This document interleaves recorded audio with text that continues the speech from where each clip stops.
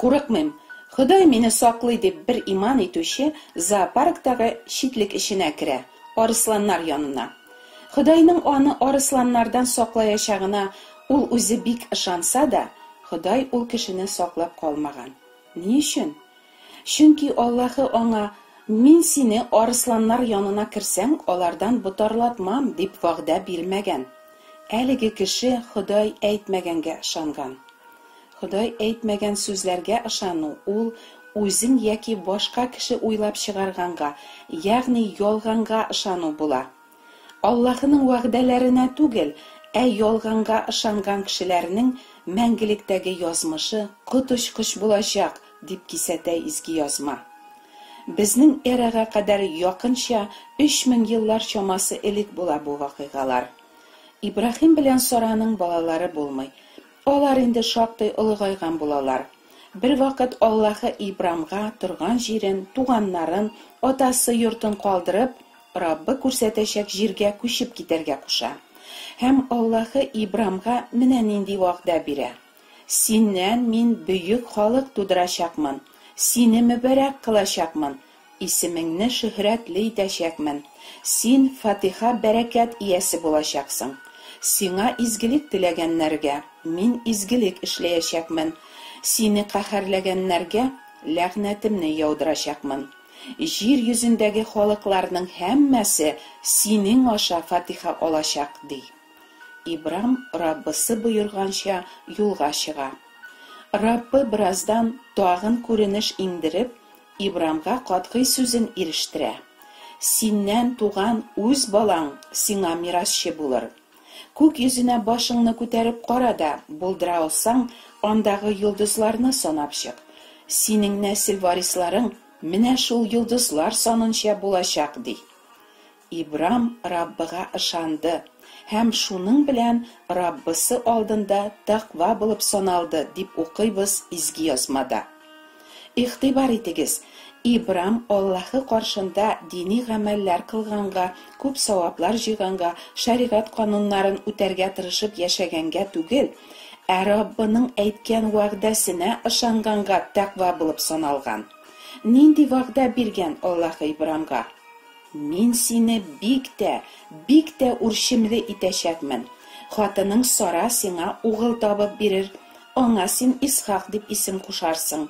Мин аның белән һәм аның аша тукымы белән килешүемне мәңгегә беркетеп куячакмын" дигән.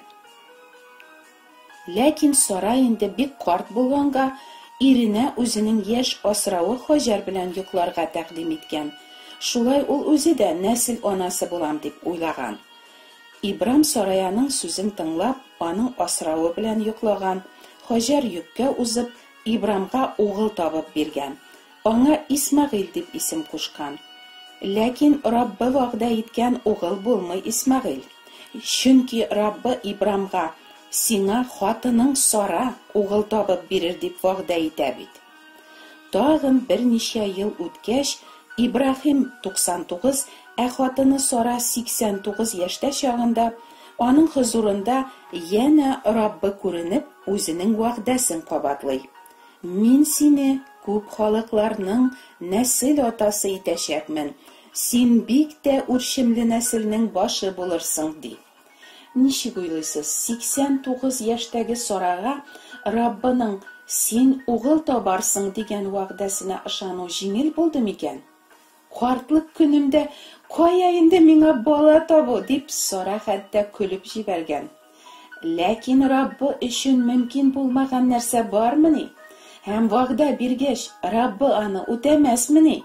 Ул бит кеше түгел, биргән вәгъдәсен үтәми калырга яки үзгәртергә. Раббы әйткән сүзен үтәп, Сарага якты чыраен күрсәтте. Биргән вәгъдәсен гамәлгә ашырды. Сара йөккә узды һәм Ибраһимның картлык көнендә аңа нәкъ менә Аллаһы алдан әйтеп куйган вакытта дөньяга бер угыл китерде. Ибраһим үз хатыны Сарадан туган угылына Исхак дип исем кушты. Ибраһим белән Сара өчен Исхак әлбәттә зур сөенеч чыганагы була. Шулай бер вакыт Исхак үсмер егет булып җиткәч, Аллаһы Ибраһимны сынап: birden bir сөйекле угылың Исхакны ал да Мария җиренә юл тот. Мин сиңа күрсәткән тауга барып җиткәч, корбанлык учагы өстендә угылыңны корбанга китер дигән. Ибрахим Аллаһы кушканга буйсынып, Исхакны корбан итеп китерергә киткән.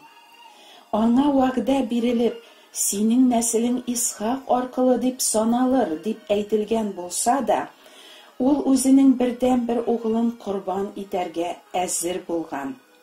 Ибрахим Аллаһының үледән терелтә алуына исәп тоткан һәм Исхак үлемнән кире кайтарылгандай әтисенә кайтарып бирелгән.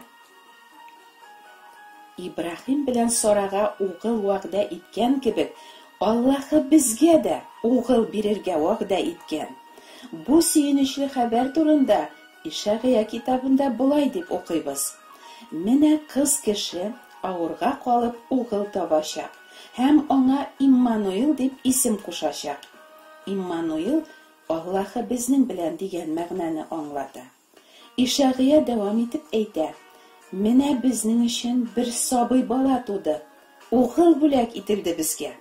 Аның иңендә хакимлек булачак һәм аңа гаҗәеп киңәшче, кодрәтле Аллаһы, мәңгелек ата, иминлек хакиме дигән исем биреләчәк. Гаделлек ва дөреслеккә нигезләнгән Давыт тәхетен ул нык итәчәк. Давыт патшалыгын мәңгегә куәтле кылачак. Күкләр хуҗасы Раббы моны үз халкына булган көчле мәхәббәте хакына эшләячәк. Бу вакыйгаларның барысы да Раббының вәгъдәсе буенча җиргә килеп, кешеләрнең гөнаһлары өчен корбан булып үләчәк һәм үледән терелтеләчәк Аллаһының бердән-бер сөйекле угылы Гайса Мәсих хакында пәйгамбәрлек сүзләре булганнар.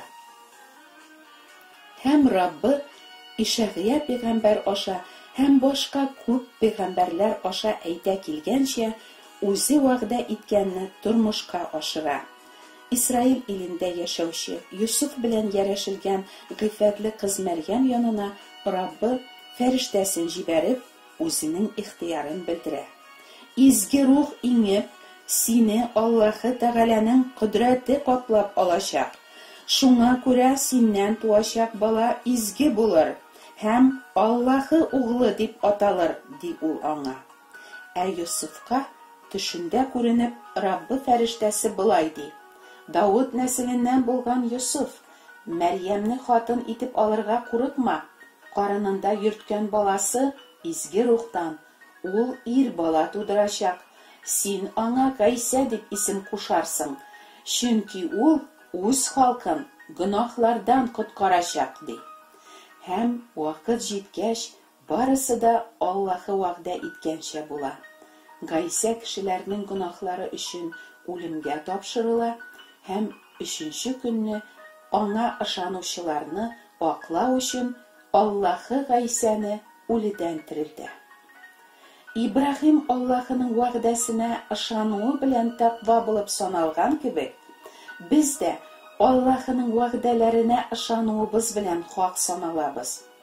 Без Аллаһының нинди вәгъдәсенә ышанабыз соң?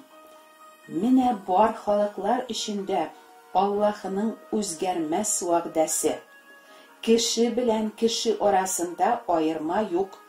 Барысы да Аллаһы мәрхәмәте белән үзләрен юлып алучы Мәсих Гайса аркылы Аллаһының аклавын бүләк итеп алалар.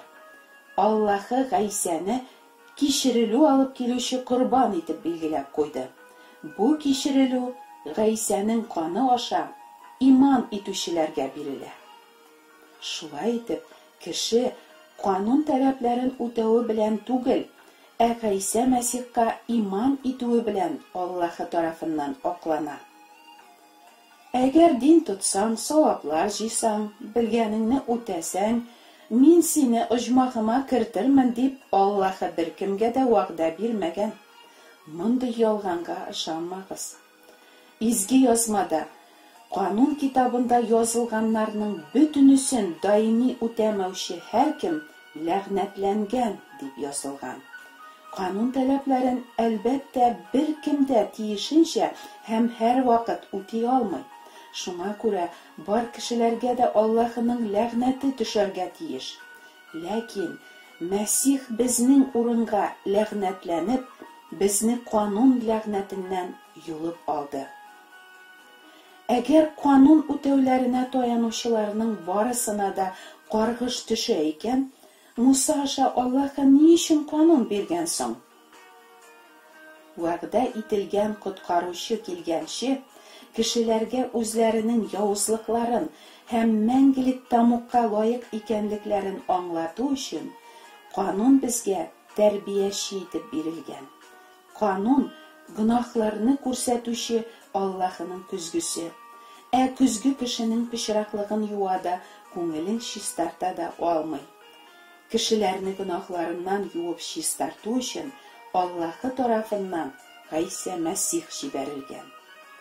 Дусларым, изге язмадагы Аллаһның хак сүзләрен укыгыз. Ялган кушылган, Аллаһы әйтмәгән сүзләргә түгел, Раббының мәңге үзгәрми торган вәгъдәләренә ышаныгыз. Мәсихнеке булсагыз, сез Ибраһимның тукымнары һәм Аллаһы вәгъдә иткәнне мирас итеп алырсыз. Аллаһның барлыгына һәм берлегенә җиннәр дә ышаналар һәм калтырап торалар диелгән. Чын иман исә Аллаһның вәгъдәсенә ышану ул. Аллаһның вәгъдәсе Мәсих Гыйсадагы мәңгелек тормыш. Амин.